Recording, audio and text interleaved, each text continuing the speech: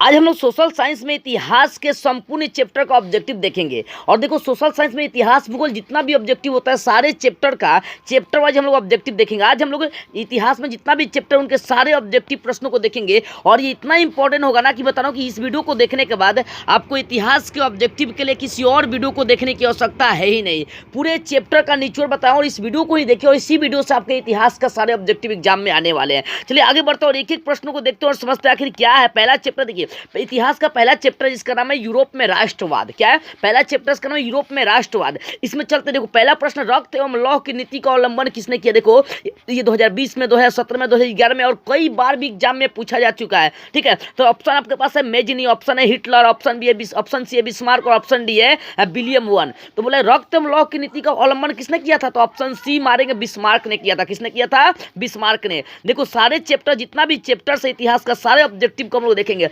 दूसरा प्रश्न आप देख सकते हैं, फ्रैंकफर्ट की संधि कब हुई। ये दूसरा प्रश्न है इतिहास का। तो फ्रैंकफर्ट की संधि जो था ना 1871 में हुआ था। ये VBI प्रश्न है सारे केमिस्ट्री का। आगे बढ़ते हैं, तीसरा प्रश्न हम लोग देखते हैं। तीसरा प्रश्न क्या है केमिस्ट्री का। देखो तीसरा प्रश्न है वियना कांग्रेस कब हुआ था। तो जो वियना कांग्रेस हुआ था उस वियना कांग्रेस का सम्मेलन या वियना कांग्रेस जो था ना वो 1815 में हुआ था। ये कब हुआ था, ये 1815 में। वियना सम्मेलन चाहे वियना कांग्रेस कब हुआ था, 1815 में। और उसी समय इसका नेतृत्व यानी वियना कांग्रेस का नेतृत्व मेटरनिक का जो चांसलर था, वो सॉरी ऑस्ट्रिया का जो चांसलर था मेटरनिक, वही उसी ने क्या किया था, इसका नेतृत्व किया था वियना कांग्रेस का। तो ये प्रश्न आता है कि वियना कांग्रेस कब पारित हुआ था, चाहे कब हुआ था, 1815 में हुआ था। और उस समय इसका नेतृत्व वियना कांग्रेस का किसने, मेटरनिक ने किया था। तीसरा प्रश्न है, चौथा प्रश्न है मार्टिन लूथर कौन थे। तो मार्टिन लूथर जो एक समाज सुधारक था। ऑप्शन डी मारिएगा। ऑप्शन ए है दार्शनिक, ऑप्शन बी है राजनीतिक, ऑप्शन सी है धर्म सुधारक और ऑप्शन डी है समाज सुधारक। तो क्या मारेंगे, समाज सुधारक, ऑप्शन डी मारिएगा। देखो प्रश्नों को देखते चलिए, इंपॉर्टेंट प्रश्न एग्जाम में एक बार नहीं कई बार पूछा हुआ है। पांचवा प्रश्न देखो, काउंट काबूर को विक्टर इमैनुअल ने किस पद पर नियुक्त किया था। यानी काउंट काबूर को विक्टर इमैनुअल कौन से पद पर नियुक्त करने का काम किए थे। तो वो पद कौन सा था, वो प्रधानमंत्री ने विक्टर इमैनुअल को, मतलब काउंट काबूर को विक्टर इमैनुअल ने कौन सा पद दिया था, तो वो ऑप्शन सी मारेंगे, प्रधानमंत्री का पद दिया था। ठीक है,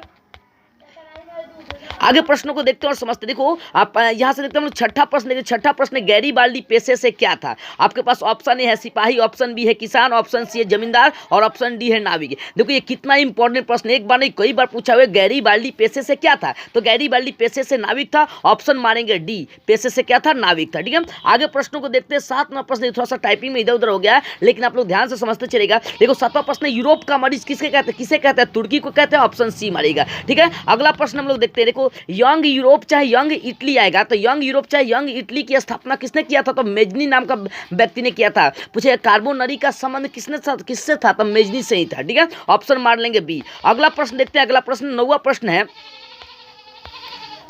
9वां प्रश्न लोग देखते हैं। 9वां प्रश्न आपका बोला है कि किस युद्ध के बाद जर्मनी का एकीकरण पूरा हुआ था। कौन ऐसा युद्ध था जिसके होने के बाद जर्मनी का एकीकरण कंफर्मली कंप्लीट हो गया, तो वो था सेडोन का युद्ध। जब सेडोन का युद्ध हुआ ना, तो सेडोन के युद्ध के बाद किसका एकीकरण हो गया था, जर्मनी का संपूर्ण एकीकरण यहाँ पर हो गया था। ठीक है, आगे प्रश्न 11 नंबर बोला कि यूरोप वासियों के लिए किस देश का साहित्य ज्ञान प्रेरणा स्रोत रहा था। देखो यूरोप वासी जो था ना उनके लिए यूनान का जो ज्ञान था, वहाँ का साहित्य था, वो प्रेरणा स्रोत रहा। ऑप्शन मारेंगे बी। ठीक है, अगला प्रश्न देखते हैं। 11वां प्रश्न क्या है। 11वां प्रश्न आपका है कि इटली और जर्मनी वर्तमान में कौन सा महादेश में आता है। ये सब पश्चिमी मतलब यूरोप में आते हैं। तो ऑप्शन मारेंगे यूरोप, ऑप्शन सी मार लीजिएगा। जर्मन राइन राज्य का निर्माण किसने किया था।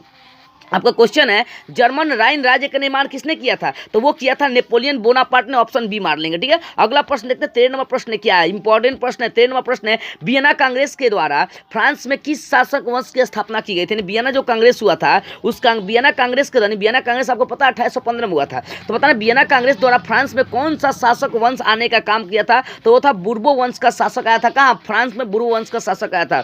14वां प्रश्न, 1870 में फ्रांस और प्रसा के बीच युद्ध कहाँ हुआ था। 1870 में फ्रांस और प्रसा के बीच में युद्ध कहाँ हुआ था, तो वो सेडोन में हुआ था। कहाँ हुआ था, सेडोन में। सेडोन के युद्ध के बाद ही जर्मनी का एकीकरण संभव हुआ था। कहा जर्मनी का एकीकरण संभव हुआ था। ऑप्शन ए मारेंगे। ठीक है, आगे 15वां प्रश्न आपका बोल रहा है कि जिब्रेलिन क्या है, तो एक व्यापारियों की संस्था थी। ये प्रश्न बहुत इंपॉर्टेंट, जिब्रेलिन क्या थी, या पूछेगा जॉल्वेराइन किसकी संस्था थी, यही नाम होता है जिब्रेलिन चाहे जॉल्वेराइन किसकी संस्था थी, तो व्यापारियों को। ऑप्शन बी मारेंगे। ठीक है, बिस्मार्क निम्न में से क्या था, ये बताना। तो बिस्मार्क क्या था, एक कूटनीतिज्ञ था। ऑप्शन डी मारेंगे। बिस्मार्क क्या था, एक कूटनीतिज्ञ था। क्या था, कूटनीतिज्ञ था। ठीक है, आगे 17वां प्रश्न, 1829 ईस्वी में एंद्रियानोपुल की संधि किस देश के साथ हुआ था? एंद्रियानोपुल की जो संधि 1829 में हुआ था, किस देश के साथ हुआ था? वो तुर्की के साथ हुआ था। यूरोप का मरीज तुर्की को ही कहते हैं। ठीक है, 58वां हम लोग प्रश्न देखते हैं और समझते हैं। 58वां प्रश्न आपको बोला है कि इटली और जर्मनी के एकीकरण के विरुद्ध कौन था? तो वो ऑस्ट्रिया था। इटली और जर्मनी के एकीकरण कभी ऑस्ट्रिया चाहता ही नहीं था। ऑप्शन मार लेंगे, कौन सा? सी मार लेंगे। आगे प्रश्न देखते हैं। 19वां प्रश्न आपको बोल रहा है कि मेजनी का संबंध किससे था? मैंने बता दिया था, कार्बोनरी से था। Option B.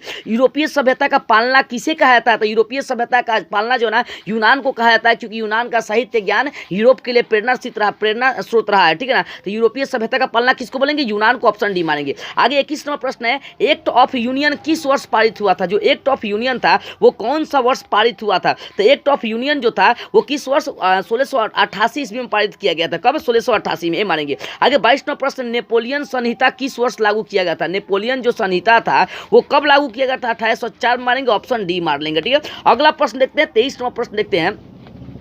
वियना कांग्रेस में कौन राष्ट्र शामिल नहीं था? जो ऑप्शन दिया है कि कौन ऐसा राष्ट्र था जो वियना कांग्रेस का सम्मेलन हुआ था उसमें शामिल नहीं हुआ था, तो जर्मनी जो था ना ये शामिल नहीं हुआ था। आगे 24 में, वियना कांग्रेस में पवित्र संघ की योजना किसने प्रस्तुत की थी? यानी वियना कांग्रेस जो हुआ था उसमें पवित्र संघ की योजना किसने प्रस्तुत करने का काम किया था? तो रूस ने किया था। ठीक है ना। आगे 25 में, यंग इटली की संस्थापक कौन था? यंग इटली चाहे यंग यूरोप का संस्थापक कौन था? मेजनी था। ऑप्शन सी मारेंगे। ठीक है, 26वां प्रश्न, जर्मनी के एकीकरण के लिए बिस्मार्क ने कितने युद्ध किए थे? जर्मनी का एकीकरण करने के लिए बिस्मार्क जो था वो कितना? लगभग 3 युद्ध किया था। ऑप्शन सी मार लेंगे। ठीक है, आगे बढ़ते हैं। प्रश्न 27वां प्रश्न देखते हैं। 27वां आपका प्रश्न है, जॉल्वे राइन 27वां प्रश्न है, जॉल्वे राइन की स्थापना किसने किया था? तो जॉल्वे राइन की स्थापना जो है, मतलब जॉल्वे राइन की स्थापना किस राज्य ने किया था? तो प्रसा ने किया था। और जॉल्वे राइन किसकी संस्था था? तो व्यापारियों का। ऑप्शन ये मारेंगे यहाँ पर, प्रसा का। जॉल्वे राइन किसकी संस्था था? प्रसा का। यूनान के स्वतंत्रता संग्राम में किसकी पराजय? जब यूनान का स्वतंत्रता संग्राम हुआ था तो उसमें किसका पराजय हुआ था? तुर्की का पराजय हुआ था। किसका? तुर्की का। ठीक है, आगे बढ़ते हैं, प्रश्नों को देखते हैं हम लोग।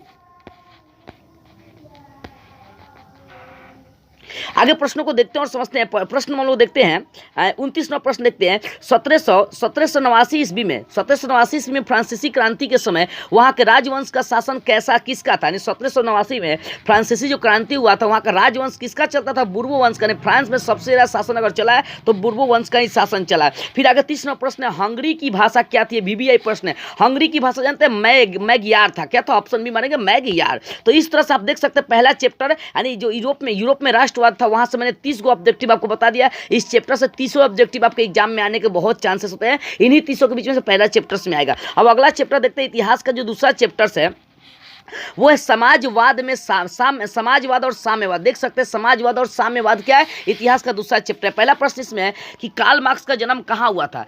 देखो कार्ल मार्क्स का जन्म बहुत इंपॉर्टेंट और कई बार एग्जाम में आया। कार्ल मार्क्स का जो जन्म था वो जर्मनी में हुआ था। ऑप्शन बी मानेंगे। बोल्शेविक क्रांति कब हुआ था? तो बोल्शेविक क्रांति नवंबर 1917 को हुआ था। कब? 1917 में हुआ था, नवंबर 1917 में। आगे देखते हैं 3वां प्रश्न है, साम्यवादी शासन का पहला प्रयोग कहाँ हुआ था? साम्यवादी शासन का पहला प्रयोग कहाँ हुआ था? तो रूस में हुआ था। दास कैपिटल का प्रकाशन कब हुआ था? तो दास कैपिटल जो ना 1867 में उसकी रचना किया गया। तो ऑप्शन सी मारेंगे। ठीक है, आगे देखते हैं और आगे समझते हैं। 5वां जो प्रश्न है इसमें दूसरा चैप्टर में कि मार्क्स ने 1867 ईस्वी में किस पुस्तक की रचना की जिसे साम्यवादियों का बाइबिल कहा जाता है? जो कार्ल मार्क्स थे वो पूछेगा प्रश्न है, साम्यवादियों के बाइबिल की रचना किसने किया था? तो कार्ल मार्क्स ने किया था। तो प्रश्न आ रहा है कि मार्क्स ने कार्ल मार्क्स ने 1867 ईस्वी में किस पुस्तक की रचना किस पुस्तक की रचना की जिसे साम्यवादियों की बाइबिल कहा गया था? तो जानते हैं दास कैपिटल को साम्यवादियों का बाइबिल कहा गया था। ये दास कैपिटल किनकी रचना है? तो कार्ल मार्क्स की रचना। पूछेगा साम्यवादियों का बाइबिल किसे कहते हैं? दास कैपिटल को। आप प्रश्न आएगा कि दास कैपिटल का लेखक कौन है? Karl Marx. कार्ल मार्क्स का जन्म कहाँ हुआ था? जर्मनी में। तो ये सारे इंपॉर्टेंट प्रश्न, इन सारे प्रश्नों को आप ध्यान में रखिएगा। वार एंड पीस किनकी रचना है? तो सबको पता है लियो टॉल्स्टॉय की। ऑप्शन बी मारेंगे, टॉल्स्टॉय। साम्यवादी घोषणा पत्र के लेखक कौन है? तो कार्ल मार्क्स है। जब साम्यवादियों का बाइबिल साम्यवादी का जो बाइबिल था वो क्या था आपका? तो साम्यवादी का बाइबल वो आपका था, अभी मैंने ऊपर बताया भी आपका, साम्यवादियों का बाइबिल था दास कैपिटल। ठीक है ना, क्या था? Das Kapital. तो जहां भी साम्यवादियों की घोषणा पत्र चाहे साम्यवादी कुछ भी आएगा, कार्ल मार्क्स आंख मूंद के मारेगा। ठीक है, जैसे इसमें अगला प्रश्न दिया है 7 नंबर कि साम्यवादी घोषणा पत्र के लेखक कौन है? तो वो कार्ल मार्क्स, जिनका जन्म जर्मनी में हुआ था। देखो यहाँ पर ब्रेस्ट लिटोवस्क बोला कि ब्रेस्ट लिटोवस्क की संधि किन देशों के बीच में हुआ था? ये बीबीआई प्रश्न है। ब्रेस्ट लिटोवस्क की संधि किन देशों के बीच में हुआ था? तो रूस और जर्मनी के बीच में हुआ था। ऑप्शन डी मारिएगा। ठीक है, आगे प्रश्न बढ़ते हैं। 9वां प्रश्न देखिए, बोला है कि रूस में जार का क्या अर्थ होता है? तो रूस में जार का अर्थ मतलब होता है रूस का सम्राट।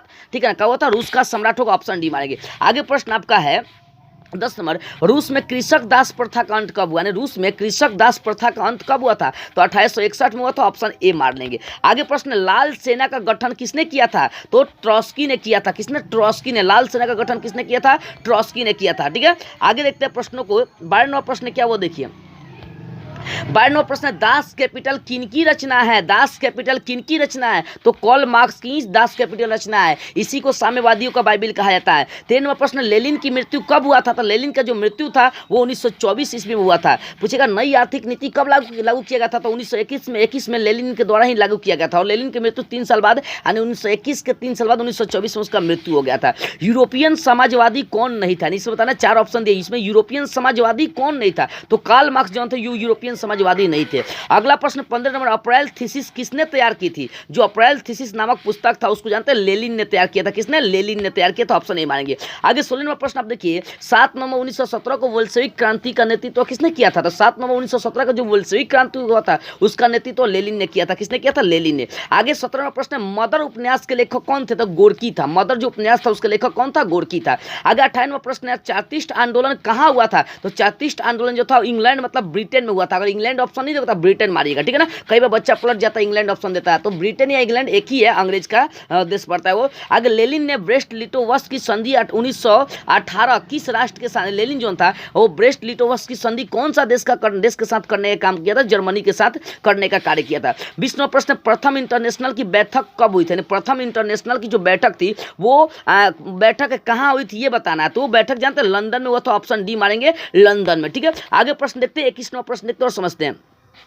21वां प्रश्न आपका बोल रहा है, 21वां जो प्रश्न, कार्ल मार्क्स का जन्म किस वर्ष हुआ था? तो कार्ल मार्क्स का जन्म था 1818 में हुआ था। ऑप्शन भी मारेंगे। प्रथम इंटरनेशनल की स्थापना देखो अभी लंदन में हुआ था। मैंने बताया कि प्रथम इंटरनेशनल की जो बैठक था वो लंदन में हुआ था, लेकिन कौना वर्ष हुआ था? तो 1864 ईस्वी में हुआ था। आगे समाजवाद का प्रयोग पहली बार किस वर्ष किया गया? समाजवाद का पहली बार प्रयोग कहाँ यानी किस वर्ष किया गया था? तो 1827 में किया गया था। लेनिन ने नई आर्थिक नीति किस वर्ष लागू किया था? 1921 में लागू किया था। ऑप्शन सी मारेंगे। ठीक है, आगे प्रश्न आपका 25 नंबर कि कम्युनिस्ट मैनिफेस्टो का प्रकाशन किस वर्ष हुआ था? याद रखिए, इन सारे प्रश्नों को मस्तिष्क में बैठा लीजिए। कम्युनिस्ट मैनिफेस्टो का प्रकाशन किस वर्ष हुआ था? तो 1848 ईस्वी में हुआ था। कब? जब मेटरनिक का शासन खत्म हुआ था तब, 1848 में। ठीक है, आगे प्रश्न नंबर 26 देखते हैं।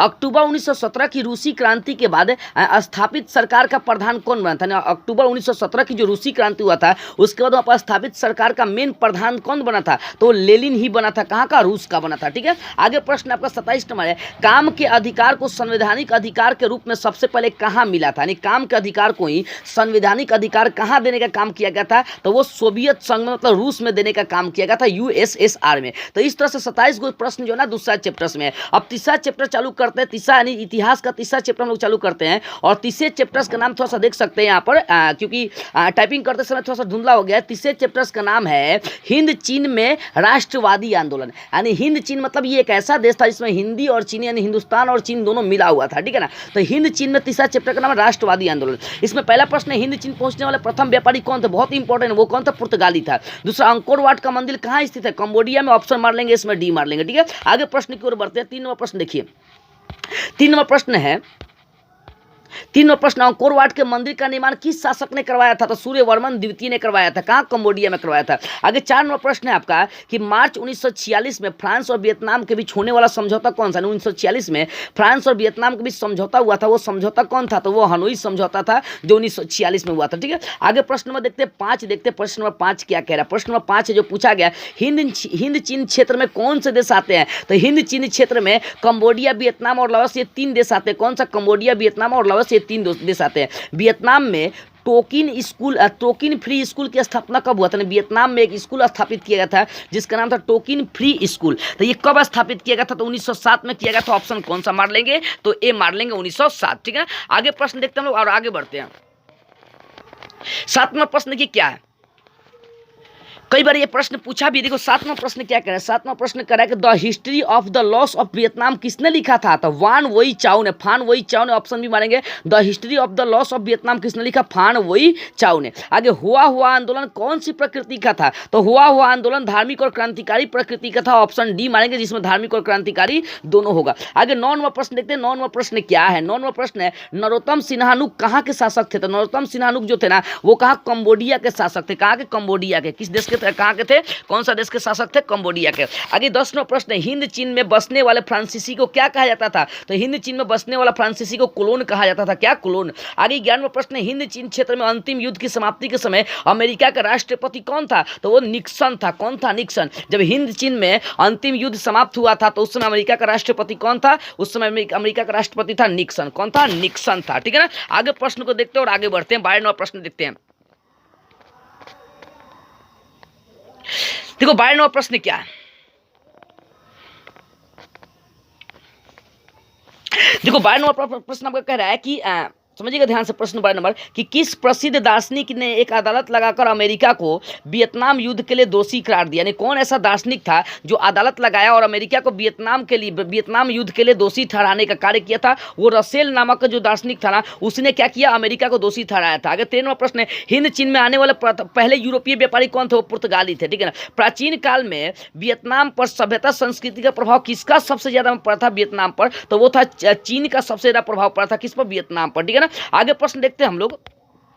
15वां प्रश्न बोला कि हिंद चीन में कौन राष्ट्र शामिल नहीं था, यानी कौन सा राष्ट्र शामिल नहीं था, तो चीन जो था ना हिंद चीन में शामिल नहीं था, क्योंकि हिंद चीन में 3 गो देश आता था, वियतनाम, लाओस और कंबोडिया, चीन नहीं आता था। ठीक है। आगे प्रश्न देखते हैं, 16वां प्रश्न देखते हैं और समझते हैं। 16वां प्रश्न बोला है कि पुर्तगालियों ने कहाँ अपना केंद्र बनाया था, तो मलक्का में अपना केंद्र बनाया था। 17वें वियतनाम में रहने वाला फ्रांसीसी नागरिक को क्या कहा जाता था, जो वियतनाम में रहने वाला फ्रांसीसी नागरिक था उसको क्या कहा जाता था, तो कोलोन कहा था, तो ऑप्शन सी मारेंगे। आगे इंडो चाइना को किस देश ने अपने उपनिवेश के रूप में विकसित किया था, तो फ्रांस जो था ना वो फ्रांस इसको अपना उपनिवेश मतलब गुलाम बनाने का काम किया था। कौन, हिंद चीन को, इंडो चाइना को उपनिवेश बनाने का कार्य किया था। आगे प्रश्न 19वां फ्रेंच इंडो चाइना की स्थापना किस वर्ष हुई थी, यानी फ्रेंच एंड जब फ्रांस का इंडो चीन यानी हिंद चीन पर अधिकार हो गया था तो उसने क्या किया, उसने फ्रेंच इंडो चाइना की स्थापना किया था। कौन सा वर्ष किया था, 1887 में किया था। 20वां प्रश्न जिनेवा समझौता कब हुआ था, तो जिनेवा समझौता 1954 ईस्वी में हुआ था। कब हुआ था, 1954 में। आगे प्रश्नों को बढ़ते हैं। लगभग ये तीसरा चैप्टर में 20 प्रश्न था। अब चौथा चैप्टर हम लोग देखते हैं।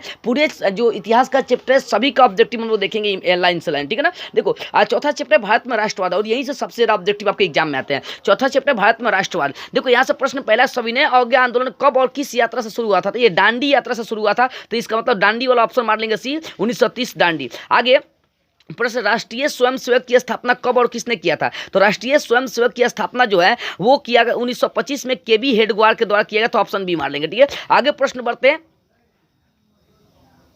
3 नंबर का प्रश्न है सिपाही विद्रोह कब हुआ था, सिपाही विद्रोह जो ना 1857 में हुआ था। 4 नंबर प्रश्न फूट डालो और राज करो किनकी नीति था, तो अंग्रेज का नीति था, ऑप्शन ए हो जाएगा। 5 नंबर प्रश्न भारतीय राष्ट्रीय कांग्रेस के पहले जो पंजा छाप चलता है कांग्रेस, भारतीय राष्ट्रीय कांग्रेस का जो पहला अध्यक्ष बना था वो कौन था, तो बोमेश चंद्र बनर्जी था। कौन थे, बोमेश चंद्र बनर्जी था। क्या, बोमेश चंद्र बनर्जी, तो ऑप्शन कौन सा मारेंगे, बी मारेंगे। ठीक है। आगे प्रश्नों को देखते हैं। 6 नंबर प्रश्न देखिए, बोला कि जालियांवाला बाग हत्याकांड कब हुआ था, 13 अप्रैल 1919 को, सभी को याद, ऑप्शन ए मार लेंगे। आगे देखिए भारतीय राष्ट्रीय कांग्रेस की स्थापना कब और संस्थापक कौन थे, देखो भारतीय राष्ट्रीय कांग्रेस की स्थापना 1885 में, और किसने किया था इसकी स्थापना, तो ए ओ ह्यूम ने किया था, ऑप्शन बी मारेंगे 1885 ए ओ ह्यूम ने किया था। प्रश्न ऐसे भी आ सकता है भारतीय राष्ट्रीय कांग्रेस की स्थापना किसने किया था, तो ए ओ ह्यूम मारेंगे, तो यहां पर हो जाएगा। ठीक है ना। आगे 8 नंबर प्रश्न है कि टीपू सुल्तान कहां के शासक थे, तो मैसूर के शासक थे, ऑप्शन ए मार लीजिएगा। ठीक है। देखो चौथा चैप्टर से सबसे ज्यादा ऑब्जेक्टिव यहां से आता है। गांधी जी ने साबरमती आश्रम की स्थापना किस वर्ष किए थे, तो 1915 में जब भारत लौटे थे उसी समय साबरमती आश्रम की स्थापना किए थे, ऑप्शन सी मार लेंगे। आगे ब्रह्म समाज की स्थापना किसने किया था, तो राजा राम मोहन राय ने कौन सा समाज की स्थापना किया, ब्रह्म समाज का स्थापना किया था। वेदों की ओर लौटो का नारा किसने दिया, तो स्वामी दयानंद सरस्वती ने, ऑप्शन ए मार लेंगे। स्वामी दयानंद सरस्वती वेदों की ओर लौटो का नारा दिए थे। आगे हिंद स्वराज पुस्तक किसने लिखा था, महात्मा गांधी ने। महात्मा गांधी कौन सा, मोहनदास करमचंद गांधी, ऑप्शन डी मारेगा, ऑप्शन डी मोहनदास करमचंद गांधी हो जाएगा। ठीक है। आगे प्रश्न देखते हैं। 13वां प्रश्न देखिए,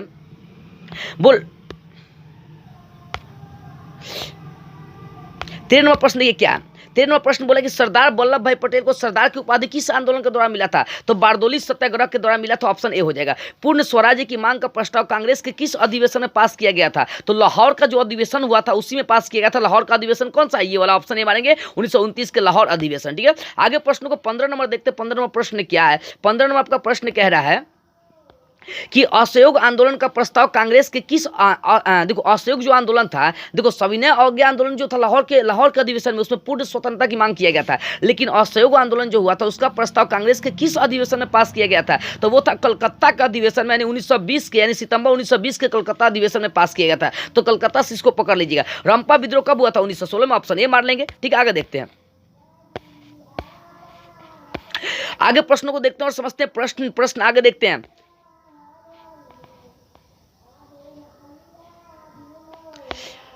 अब देखिए अगला 17 नंबर प्रश्न क्या है? देखो चौथा चैप्टर बहुत इंपॉर्टेंट है। 17 नंबर प्रश्न है, भारतीय कम्युनिस्ट पार्टी की स्थापना किसने किया था? तो M.N. राय ने, ऑप्शन ए मारेंगे, M.N. राय ने किया था। लखनऊ समझौता कब हुआ? 1916 में। गद्दार पार्टी की स्थापना किसने और कब किया था? तो गद्दार पार्टी की स्थापना लाल हरदयालाल 1913 में किया था। कब? 1913 में लाल हरदयालाल नामक आदमी ने किया था। ठीक है ना। आगे 20 नंबर प्रश्न देखते हैं। 20 नंबर प्रश्न क्या है? इस चैप्टर से 20 को इंपॉर्टेंट प्रश्न है। भारत में खिलाफत आंदोलन कब और किस देश के समर्थन के लिए हुआ था? तो भारत में खिलाफत आंदोलन तुर्की के समर्थन के लिए हुआ था और 1920 में, तो ऑप्शन ए मार लेंगे। इस तरह से चौथा चैप्टर कंप्लीट हुआ। पांचवा चैप्टर चालू करते हैं इतिहास का। पांचवें चैप्टर का नाम है अर्थव्यवस्था। और क्या है पांचवें चैप्टर का नाम? आप देख सकते हैं,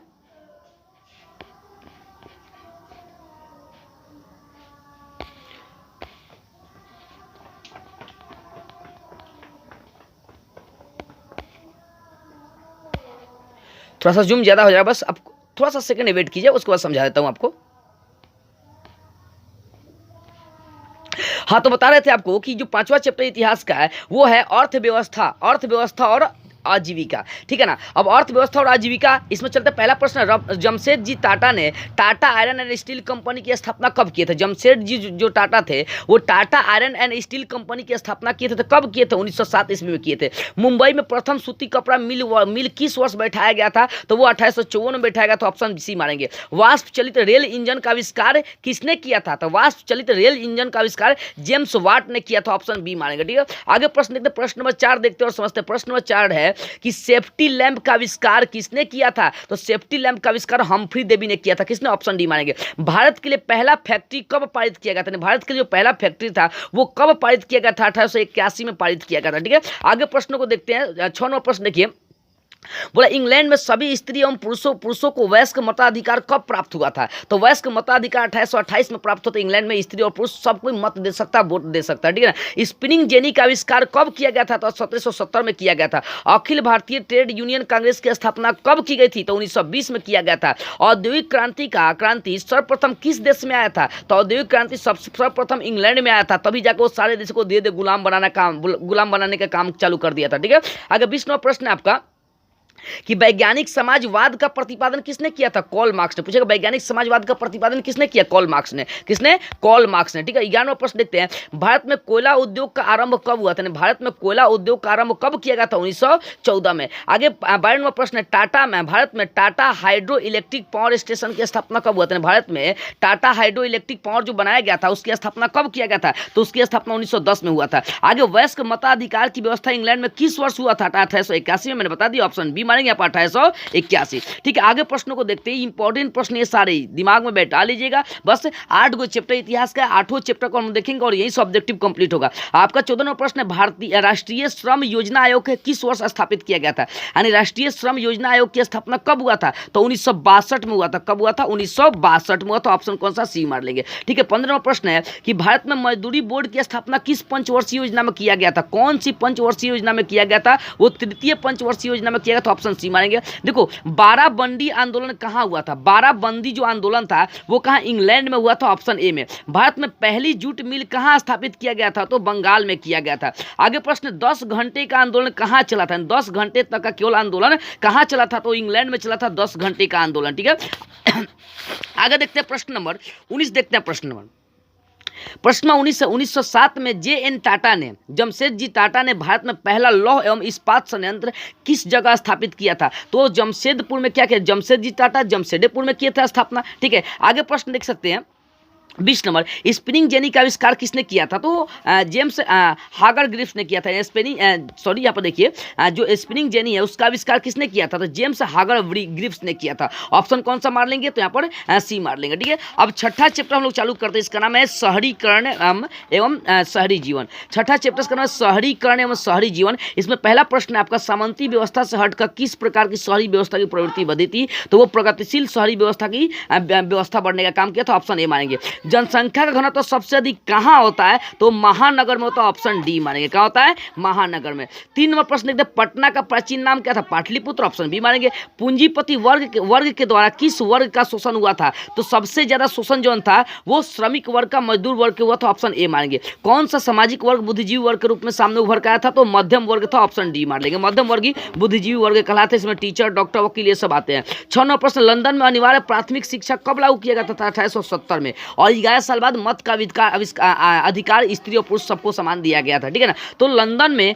अनिवार्य प्राथमिक शिक्षा कब लागू किया गया था? 1870 में। आगे गार्डन सिटी की अवधारणा किसने विकसित किया था? तो एबनेजर हावर्ड ने किया था। ऑप्शन ए मानेंगे। आगे प्रश्न आप देख सकते हैं, 8 नंबर, 1810 से 1880 ईस्वी में लंदन तक की आबादी 10 लाख से बढ़कर कहाँ तक चला गया था? तो 1810 से 1880 तक लंदन की जो आबादी था वो 10 लाख से 40 लाख के आसपास पहुंच गया था, 30 लाख लगभग बढ़ गया था। आगे 9 नंबर प्रश्न देखते हैं और समझते हैं। 9 नंबर का प्रश्न है, अस्थायी कृषि के प्रभाव से कैसा देखो, अस्थायी कृषि के प्रभाव से कैसा जमाव संभव हुआ था? जो अस्थायी कृषि हुआ था उसके प्रभाव से कैसा जमाव संभव हुआ था? तो वो हुआ था संपत्ति का जमाव संभव हुआ था। कच्ची का? संपत्ति का। आगे, शहर को आधुनिक व्यक्ति का किस प्रकार का क्षेत्र माना जाता है? तो शहर का आधुनिक व्यक्ति का प्रभाव क्षेत्र माना जाता है। ठीक है, आगे देखते हैं और आगे समझते हैं। 11 नंबर प्रश्न क्या है?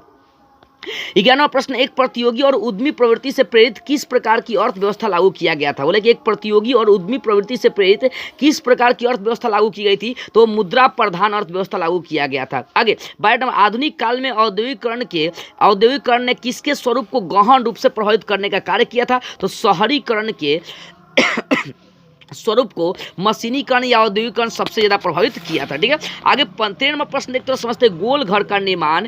पटना में गोल घर का निर्माण किस वर्ष हुआ था? तो 1786 ईस्वी में किया गया था गोल घर का निर्माण।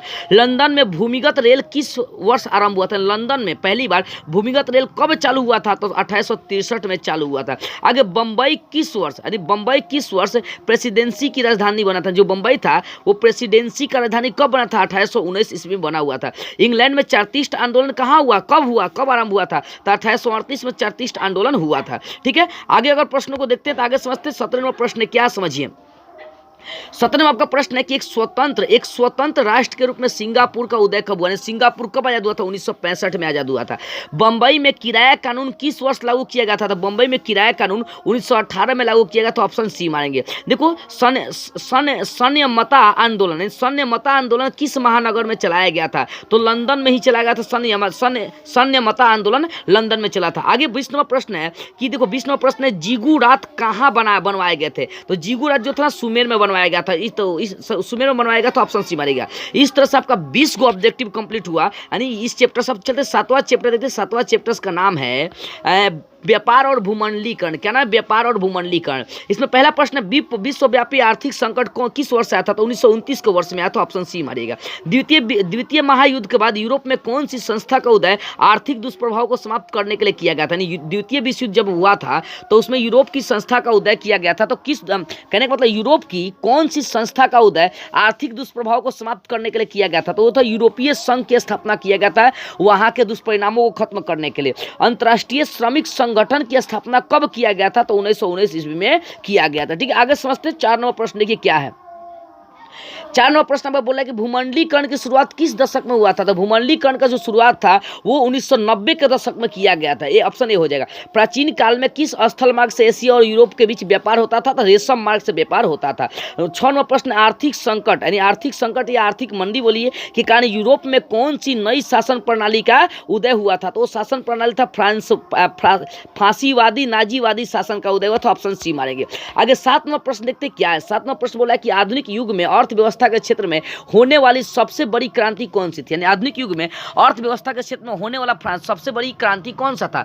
तो वो था औद्योगिक क्रांति यानी मशीनीकरण का था। ऑप्शन बी मानेंगे। औद्योगिक क्रांति। औद्योगिक क्रांति किसे बोलते हैं? तो मशीनों से मशीनों से सामानों की छपाई, मशीनों से सामानों का निर्माण है औद्योगिक क्रांति कहा गया था। क्या मारेंगे? ऑप्शन बी मार लेंगे। ठीक है,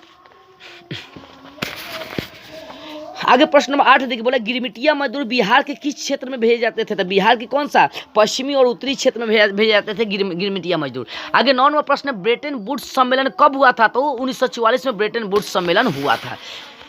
अगला प्रश्न देखिए, 10 नंबर प्रश्न बोला गिरमिटिया किसे कहा गया? तो अनुबंधित मजदूर को कहा गया, तो ऑप्शन ए मारेंगे। पहले विश्व बाजार के रूप में कौन सा शहर उभर कर सामने आया था? तो वो था अलेक्जेंड्रिया था, जो विश्व बाजार के रूप में उभर कर सामने आया था। विश्व बाजार एक ऐसा बाजार होता है जहां दुनिया का हर सामान आपको मिल सकता है। ठीक है ना। आगे विश्व बाजार का विस्तार आधुनिक काल में किस समय से आरंभ हुआ था? विश्व बाजार का जो विस्तार हुआ था वो किस समय से आरंभ किया गया था? तो 18वीं शताब्दी से आरंभ किया गया। तो ऑप्शन कौन सा मार लेंगे? बी मार लेंगे। ठीक है, आगे प्रश्न नंबर 13 देखते हैं। प्रश्न नंबर 13 बोला कि यूरोपीय इकोनॉमी,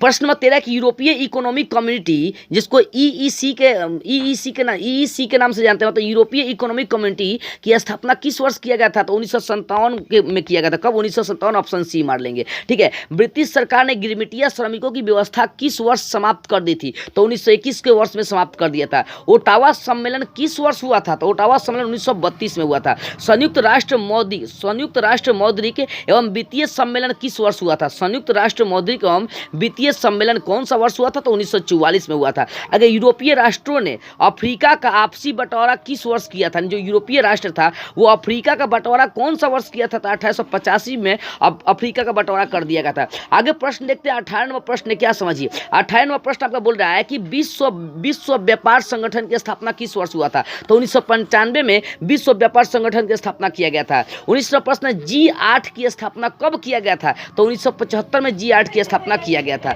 अब आगे देखते हैं, अंतिम चैप्टर हम लोग पढ़ते हैं, इसका नाम है प्रेस संस्कृति एवं राष्ट्रवाद। क्या नाम है? प्रेस संस्कृति और राष्ट्रवाद। ये अंतिम चैप्टर आपका है। इसमें पहला प्रश्न है, किसने कहा मुद्रण ईश्वर की दी हुई महानतम देन है और सबसे बड़ी तोहफा है? किसने कहा था कि जो मुद्रण है ईश्वर का सबसे महानतम देन और सबसे बड़ी तोहफा है? तो किसने किया था? मार्टिन लूथर ने कहा था। किसने कहा था? मार्टिन लूथर ने कहा था। महात्मा गांधी ने किस पत्र का संपादन किया था? तो यंग इंडिया पत्र का संपादन किया था। ऑप्शन इसमें कौन सा मारेंगे? डी मार लेंगे। ठीक है, आगे प्रश्न को देखते हैं 3 नंबर।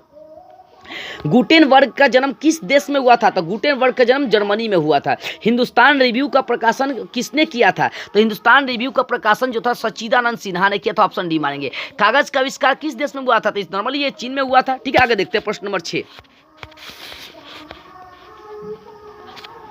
प्रश्न नंबर 6 बोला है, गुटेनबर्ग ने सर्वप्रथम किस पुस्तक की छपाई किया था? तो गुटेनबर्ग जो था ना वो सबसे पहले बाइबिल की छपाई किए थे।